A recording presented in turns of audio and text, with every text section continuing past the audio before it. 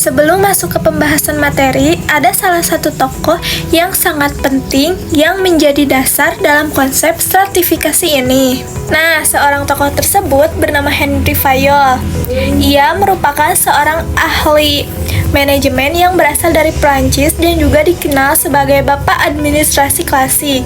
Nah, Henry Fayol banyak mengembangkan prinsip-prinsip dari manajemen dan juga struktur organisasi modern, termasuk konsep hierarki dan juga rantai komando. Nah, di sini saya menjelaskan mengenai definisi, tujuan, dampak, dan juga contoh yang bersumber dari Henry Fayol. Yuk kita bahas bersama seperti apa sih stratifikasi itu dan kenapa sih hal ini sangat penting di dunia manajemen? Coba bayangkan sebuah piramida besar. Piramida itu berdiri kokoh karena tersusun dari beberapa lapisan. Di setiap lapisannya saling menopang. Jika satu lapisan itu hilang, maka piramida itu bisa runtuh. Begitu juga dengan sebuah organisasi. Semua bagian mempunyai posisi dan perannya masing-masing agar bisa berdiri kuat dan berjalan seimbang. Di lapisan paling bawah ada karyawan. Karyawan bertugas untuk menjalankan pekerjaannya langsung di lapangan dan juga memastikan semua keputusan dapat terlaksana dengan baik.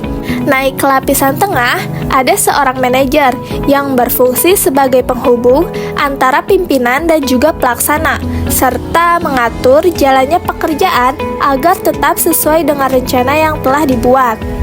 Dan di puncak piramida ada seorang pimpinan yang merumuskan strategi besar, membuat kebijakan, dan juga menentukan arah organisasi itu bergerak. Dari lapisan bawah sampai puncak piramida, semuanya saling terhubung dan mempunyai fungsi masing-masing. Nah, pembagian tingkatan seperti inilah yang disebut sebagai stratifikasi dalam manajemen, atau cara untuk memahami posisi, peran, dan juga hubungan kerja di dalam sebuah organisasi.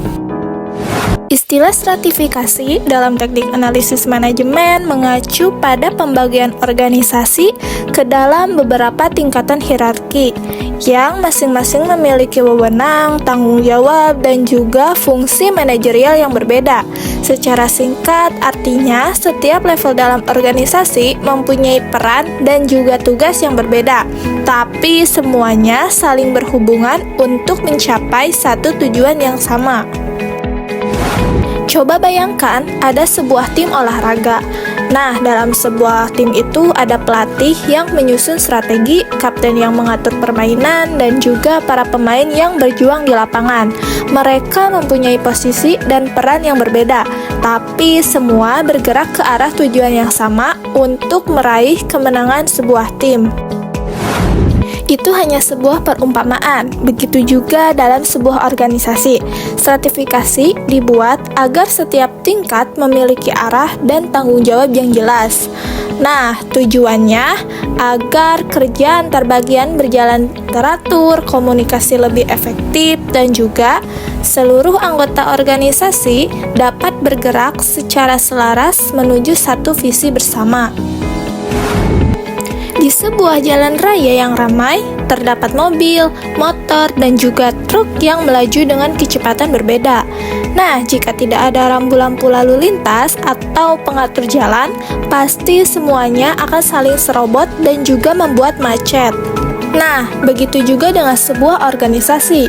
Stratifikasi di sini berperan seperti sistem lalu lintas yang mengatur jalur, arah, dan juga peran di tiap bagian agar semuanya berjalan tertib. Dampaknya, koordinasi antar bagian menjadi lebih lancar, komunikasi menjadi lebih efisien, dan juga pegawai tahu batas serta tanggung jawabnya. Selain itu, keputusan dapat diambil dengan lebih cepat, produktivitas meningkat, serta tujuan organisasi tercapai tanpa hambatan, seperti kendaraan yang melaju mulus di jalan yang teratur. Sebagai contoh, dalam sebuah perusahaan, stratifikasi ini dapat dilihat dari pembagian tingkatan jabatan. Misalnya, di tingkat paling atas ada direktur utama yang bertanggung jawab untuk mengambil keputusan yang strategis dan juga menentukan arah kebijakan di perusahaan. Di bawahnya ada manajer yang mengatur jalannya kegiatan di setiap divisi. Contohnya seperti manajer pemasaran, keuangan, ataupun produksi. Mereka berperan untuk mengkoordinasi tim dan juga memastikan rencana dari pimpinan agar dijalankan dengan baik. Kemudian di tingkat bawah ada supervisor atau karyawan operasional yang menjalankan tugas di lapangan, mulai dari pelayanan pelanggan, produksi barang, hingga administrasi.